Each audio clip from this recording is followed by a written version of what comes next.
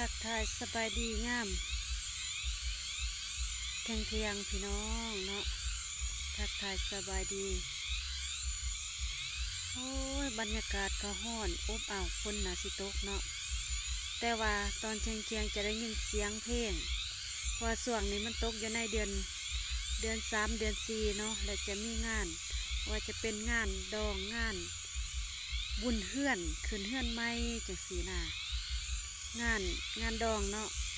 แล้วก็มีหลายๆงานในการนี้เม่นสวนข้างๆบ้านเนาะจะได้ยินแต่เสียงหยังอ้อเสียงเพลงแล้วก็เสียงจักรจันทร์ห้องเนาะเพราะว่าช่วงนี้อ่าแต่เมื่อวานนี่ฝนจะตกเนาะเพราะช่วงนี้เป็นช่วงเจอจักรจันทร์มันจะห้องเนาะบางคนก็เจ้าก็ไปคุบเอาไปขายก็ได้เงินนะพี่น้องเพราะจักรจันทร์มันก็แสบเนาะเพราะช่วงนี้เป็นช่วงจักรจันทร์มันห้องได้ยินแต่เสียงจักรจันทร์เพราะว่าเราอยู่หลังบ้านเนาะมันจะจับอยู่แถว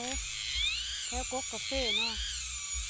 กกกาแฟหรือว่าเป็นต้นไม้ต้นยังก็ได้เนาะค่ะอันนี้มันจะอยู่กต้นยังเนาะต้นมะเขือฝรั่งเขาเนาะค่ะมันจะห้องอยู่แต่ว่าถ้าเฮาสิคุบเอาแบบมือเปล่านี่มันก็จะยากเนาะเฮาต้องเอาไม้ยาวๆแล้วก็เอาทุ่งยางไปว่าเฮายิบใส่หนายิบใส่แล้วก็คอยไปคุบเอาเนาะลักษณะเฮาเอาไม้เสี้ยงยาวเฮาเองต้องอยู่ไกลๆได้ถ้าว่าเฮาสิย่างไปคุบโดยมือเปล่าหันยากเนาะยากเลยอันนี้แม่นวิธีการคุบจักรจันทร์พี่น้องมันต้องได้มีอุปกรณ์เนี่ยเนาะกันบ่เฮาก็เอาบ่ได้แต่ว่ามื้อนี้เฮามาอนามัยหยังอนามัยสวนที่ว่าเบียร์กาแฟที่ว่าเฮากาไว้เนาะที่ว่ากาไว้แต่ปีกายแต่ว่าปีนี้เฮาจะได้ปลูกเนาะแล้วก็มีเบียร์ใหญ่แล้วก็มีเบียร์น้อยเนาะเป็นเบียร์กาแฟน้อยหรือว่าพันธุ์อาราบิก้าเนาะงัวกระเหยียบเมื่อเพราะว่างัวเขาหัวเฮาบ่ดีเนาะ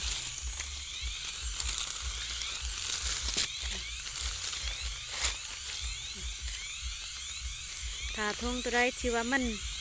บัวมีมันตายแล้วจึงสิเฮาก็จะเอาออกเนาะนี่เอาออกแล้วเฮาหาเบียร์ใหม่มาใส่แบบ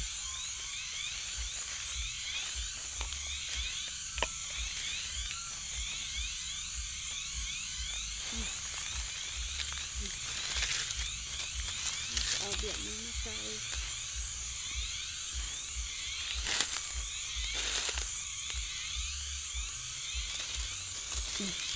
เอาใบกาแฟมันหล่นเนาะเฮาบ่มีผ้ากันแสงแต่ว่าเฮาเอากกกาแฟกันแสงเลยนี่เอากกกาแฟใหญ่มากันแสงยามใบกาแฟมันหล่นมันก็เต็มเบิดอยู่ในถุงค่ะเราก็ต้องได้เอาออกมาเอาออกแล้วก็แปรงทุกให้ดีๆ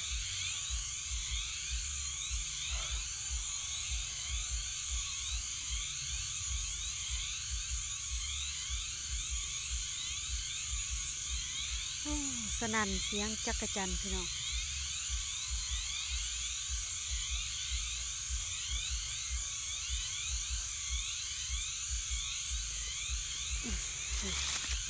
มาทงฮับเปมัดโอ้จังสีแม่นถือหัวเหยียบนะพอหัวมันจะขาวมันอยากหมากส้มโออยากใบกล้วยจังเสียนานี่มันก็เหยียบมืดส่วนล่างมันจะขาวกลางคืนเนาะบุเอาแต่หัวเขาก็ใส่เล็กอยู่หัวที่ว่ามันซูซี่แล้วมันจะโดดบางครั้งมันก็เหยียบเนาะตะนางเล็กเนาะเขากลางไว้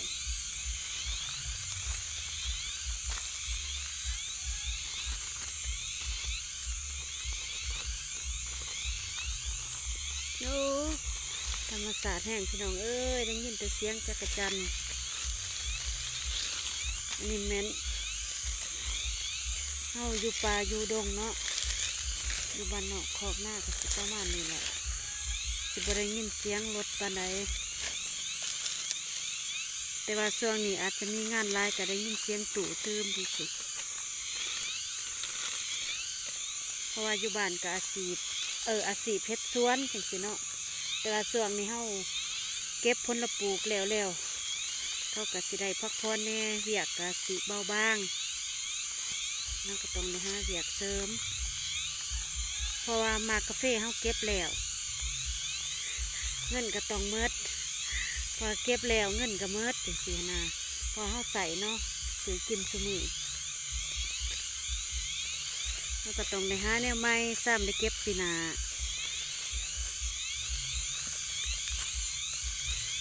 คันเฮาบ่หาก็แม่นบ่ได้กินเนาะ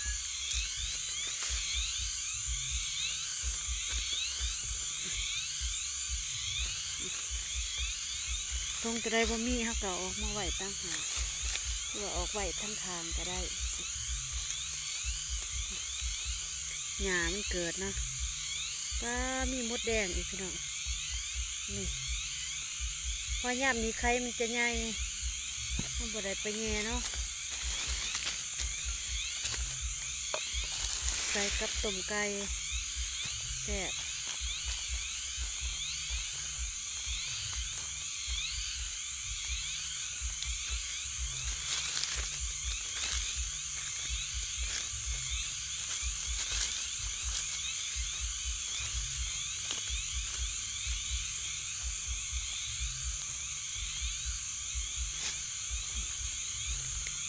ขนาด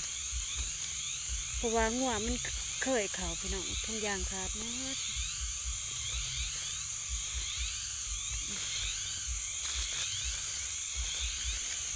เพื่อให้สิใส่ฝุ่นอันนี้ก็ได้เนาะ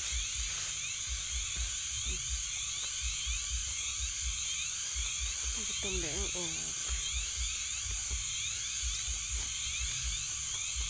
เพื่อตั้งให้มันซื่อ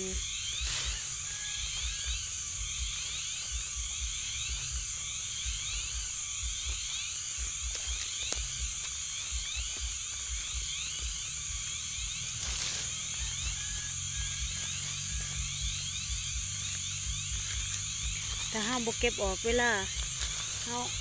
เอาฝุ่นหดแบบว่าลักษณะแบบเอาฝุ่นหรือว่าน้ำหดเนาะพอเสื่องนี้ฝนมันตกแน่ถ้าเป็นเสื่องแดดเฮากับบกล้าเอาออกเนาะพอกกาแฟเฮาสิเหี่ยวหดน้ำซูมือก็ยังเหี่ยวเฮาบ่มีตัวกันแดดเด้ไปกาแฟมันกันบ่ได้เนาะเพราะว่ากกอยู่นี่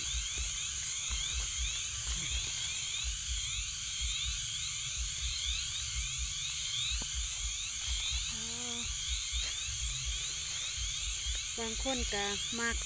เสียงนกเสียงหนูเสียงจักรจั่นเนาะแต่ว่าปกติเราเคยอยู่แต่ในเมืองในหน้าได้ยินแต่เสียงรถเสียงยนต์จังซี่แต่นี่เราจะมาถ่ายทอดชีวิตบ้านนอกขอกหน้าเนาะใส่ชีวิตประจำวันแนวใดอันนี้เบียร์กาแฟเขาเริ่มงามเลยเด้พอปีนี้เขาสิได้ปลูกเนาะปีนี้เขาสิได้ปลูกเริ่มปลูกแต่ว่าดินทำพัฒนาไทยเนาะถ้าผู้ใดเข้ามาเบิ่งแล้วอย่าลืมกดไลค์กดแชร์แล้วก็กดติดตามให้กำลังใจในเด้ออาจจะมีคลิปใหม่ๆมาอัปเดตให้พ่อแม่พี่น้องเนาะหรือว่าเพื่อนๆมาหัดชมแบบชีวิตการเป็นอยู่แบบบ้านๆเท่านี้แหละสบายๆง่ายๆ